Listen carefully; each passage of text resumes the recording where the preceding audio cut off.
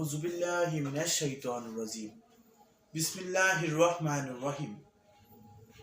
নাহমাদুহু ওয়া নুসাল্লি আলা রাসূলিহিল কারীম। আম্মা বাদ। সকল প্রশংসা মহান রব্বুল আলামিনের দরবারে, যিনি দয়া করে আমাদেরকে আজকের এই ইসলামিক অনুষ্ঠানে আলোচনা করার মতো সুযোগ করে দিয়েছেন। আজকে আমাদের আলোচনা বিষয়, যেহেতু এই মাস ডিসেম্বর মাস, এই মাস আল্লাহর বন্ধু সুফি সম্রাট হযরত শাহ দেওয়ানবাগী রাহমাতুল্লাহ আলাইহির শুভ জন্ম মাস। আজকে আমরা আলোচনা করতে চলেছি সেই মহামানবের এই জগতের বুকে এসে যে উল্লেখযোগ্য সংস্কার, ধর্মীয় সংস্কারগুলো করেছেন, সেই ধর্মীয় সংস্কারগুলো সম্পর্কে। আল্লাহ তাআলার প্রেরিত একবিংশ শতাব্দীর মুজাদ্দেদ বা সংস্কারক সুফি সম্রাট হযরত সৈয়দ মাহবুবে খোদা দেওয়ানবাগী রাহমাতুল্লাহ আলাইহি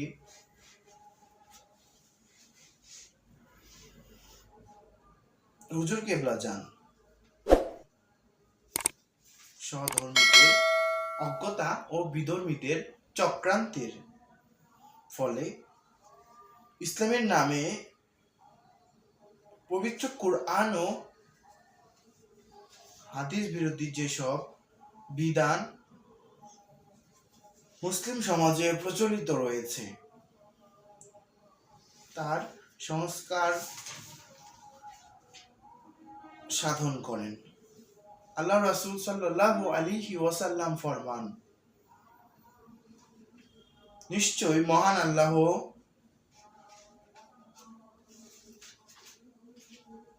মহান ও মহিমান্বিত আল্লাহ এই উম্মতের জন্য প্রত্যেক শতাব্দীর শিরোভাগে এমন একজন মুজাদ্দেদ বা সংস্কারক পাঠাবেন, যিনি ধর্মকে সজীব ও সতেজ করবে। সূরা আবু দাউদ শরীফ সূত্রে মিশকাত শরীফ, পৃষ্ঠা 36। দেশ ও বিদেশের বিপুলভাবে সমৃদ্ধি সুফি সম্রাট হুজুর কেবলা জানের সংস্কার সমূহের মধ্যে উল্লেখিত কয়েকটি সংস্কার আমরা উপস্থাপন করব। তাদের মধ্যে হলো, 1 নম্বরে, সুফি সম্রাট হুজুর কেবলা জান পবিত্র কুরআন ও হাদিসের আলোকে প্রমাণ করেছেন মহান আল্লাহ তাআলা নিরাকার নন, তার আকার আছে। 2 নম্বরে, পবিত্র কুরআন ও হাদিস দ্বারা অকট্ট দলিল দ্বারা প্রমাণ করেছেন বিশ্বনবী হযরত মুহাম্মদ সাল্লাল্লাহু আলাইহি ওয়াসাল্লাম গরীব ছিলেন না, তিনি ধনীর ধনী বাদশা এবং মদিনার শাসনকর্তা ছিলেন। 3 নম্বরে, সুফি সম্রাট হুজুর কেবলা জানের প্রস্তাবে 1996 সালে স্কুল, কলেজ ও বিশ্ববিদ্যালয়ে ইসলামিক শিক্ষা গ্রন্থে তাসাউফ অন্তর্ভুক্ত করা হয়। 4 নম্বরে, পূর্বের জমির লিখনে লেখা হতো, এই জমির মালিক আমি। সুফি সম্রাট হযরত দেওয়ানবাগী রাহমাতুল্লাহ আলাইহি পবিত্র কোরআনের আলোকে প্রস্তাব দেন যে এই জমির মালিক আল্লাহ, আমি তার ভোগ দখলকারী মাত্র। আল্লাহর বান্দা হিসাবে আমি এই জমির ভোগ দখলকারী। 1991 সাল থেকে রাষ্ট্রীয়ভাবে কার্যকর করা হয় এই কার্যক্রম। 5 নম্বরে, সুফি সম্রাট হযরত শাহ দেওয়ানবাগী রাহমাতুল্লাহ আলাইহির প্রস্তাবে রাষ্ট্রীয়ভাবে সেহরি ও ইফতারের সময়সূচি হযরত মুহাম্মদ সাল্লাল্লাহু আলাইহি ওয়াসাল্লামের হাদিস অনুসারে সংশোধন করা হয়। 6 নম্বরে, সুফি সম্রাট হযরত দেওয়ানবাগী রাহমাতুল্লাহ আলাইহির প্রচেষ্টায় রাষ্ট্রীয়ভাবে 1982 সাল থেকে রবিবারের পরবর্তী শুক্রবার সাপ্তাহিক ছুটি গৃহীত হয়। 7 নম্বরে সুফি সম্রাট হযরত দেওয়ানবাগী রাহমাতুল্লাহ আলাইহি হুজুর কিবলাজান প্রমাণ করেন পবিত্র কোরআনের আয়াত 6666টি নয়। তিনি বলেন,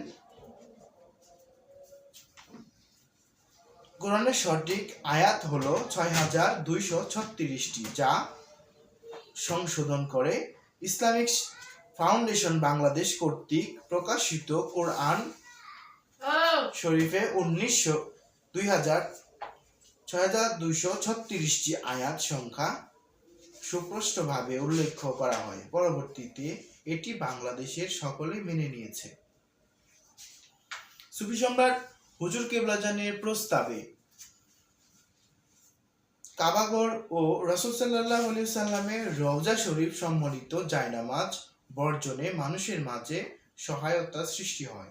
ফলে এদেশে ও বিদেশে মুসল্লিরা কাবাঘর ও রাসূল সাল্লাল্লাহু আলাইহি সাল্লামের রওজা শরীফের ছবি সম্বলিত জায়নামাজ ব্যবহার করা থেকে বিরত থাকেন।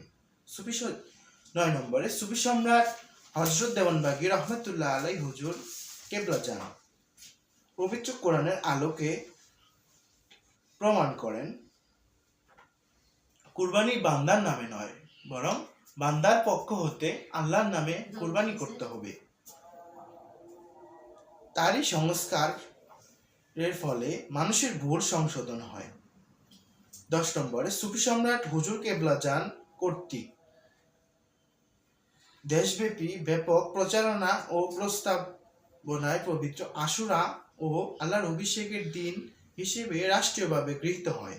11 নম্বরে সুফি সম্রাট হুজুর কিবলাজানের প্রস্তাবে 12 রবিউল আউয়াল 12 তারিখ পবিত্র ঈদে মিলাদুন্নবী সাল্লাল্লাহু আলাইহি ওয়াসাল্লাম উদযাপনে সরকারি সিদ্ধান্ত গ্রহণ করা হয়।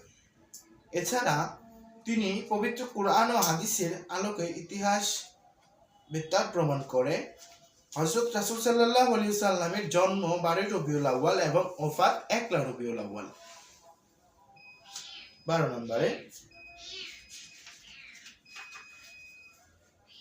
সুফি সম্রাট হযরত দেওয়ানবাগী রাহমাতুল্লাহ আলাইহি হুজুর কিবলাজান পবিত্র কোরআন ও হাদিসের আলোকে প্রমাণ করেন মিলাদ শরীফ পাঠ করা বিদআত নয় এবং অবশ্য কর্তব্য। সুফি সম্রাট হুজুর কিবলাজান এর পবিত্র কোরআন ও হাদিসের আলোকে প্রমাণ করেন ছবি তোলা হারাম নয়, বরং ছবি তোলা ব্যক্তির সত্যতা প্রমাণ। 14 সুফি সম্রাট হুজুর কিবলাজানের প্রস্তাবে যে দেশের যে মাতৃভাষা সেই ভাষায় খুতবা দেওয়ার প্রচলনা শুরু হয়। 15 নম্বর সারা দেশে একই দিনে ঈদ করা সম্ভব। মুসলমানগণ এক আল্লাহর বান্দা, একই রাসূলের উম্মত হওয়া সত্ত্বেও বিভিন্ন দেশে ঈদ ও রোজা, কুরবানি সহ বিবিধ ইসলামী অনুষ্ঠান ভিন্ন ভিন্ন তারিখে পালন করে থাকে। সমগ্র পৃথিবীর জন্য চাঁদ একটি। মুসলমান জাতি কেন্দ্রবিন্দু মক্কা শরীফের চাঁদ দেখার সাথে সাথে সংগঠিত রেখে সারা দেশে একই দিনে পরবর্তীতে অনুষ্ঠান উদযাপন করা সম্ভব। সুফি সম্রাট হুজুর কিবলাজান এই সমস্যার সমাধানে 1988 সালে চন্দ্রপঞ্জিকা প্রণয়ন একটি মডেল মুসলিম বিশ্বে সরকার প্রধানকে কাছে উপস্থাপন করেন। তার এই প্রস্তাব বাস্তবায়ন হলে সারা বিশ্বে ঈদ সহ যাবতীয় অনুষ্ঠানাদি সহিভাবে পালন করা সম্ভব। 16 নম্বর হযরত রাসূল সাল্লাল্লাহু আলাইহি ওয়াসাল্লামের প্রবর্তিত ইসলাম মুহাম্মাদি ইসলাম। হযরত রাসূল সাল্লাল্লাহু আলাইহি ওয়াসাল্লামের পরবর্তীতে পূর্ণাঙ্গ জীবন বিধান এর নাম হচ্ছে মোহাম্মদ ইসলাম, যেটির সাথে পরবর্তী ইসলামের বিধানে কিছু কিছু মিল রয়েছে। যেহেতু আমরা রাসূল সাল্লাল্লাহু আলাইহি ওয়াসাল্লামকে অনুসরণ করি, সেহেতু আমাদের ধর্মের নাম হওয়া উচিত মোহাম্মদ ইসলাম। সুফি সম্রাট হযরত দেওয়ানবাগী রাহমাতুল্লাহ আলাই হুজুর এর আহ্বানে মানুষের বৌদ্ধ ধর্ম হয়েছে যে রাসূল সাল্লাল্লাহু আলাইহি ওয়াসাল্লামের রেখে যাওয়া ধর্মের নাম মোহাম্মদ ইসলাম। ধর্মীয় বিধানে পবিত্রতা সুফি সম্রাট হুজুর কিবলা জানের আবেদন। সম্মানিত দর্শক শ্রোতা, আমাদের আলোচনা ছিল এই পর্যন্তই। আশা করছি আপনাদের সকলের ভালো লেগেছে।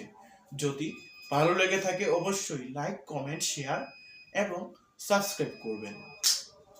সবাই ভালো থাকবেন, সুস্থ থাকবেন, নিরাপদে থাকবেন, সেই আশাবাদ ব্যক্ত করে আমরা আজকে বিদায় নিচ্ছি। আমা তৌফিক ইল্লা বিল্লাহ। ওয়াখিরু দাওয়ানা আনিল হামদুলিল্লাহি রাব্বিল আলামিন। আসসালামু আলাইকুম ওয়া রাহমাতুল্লাহি ওয়া বারাকাতুহু।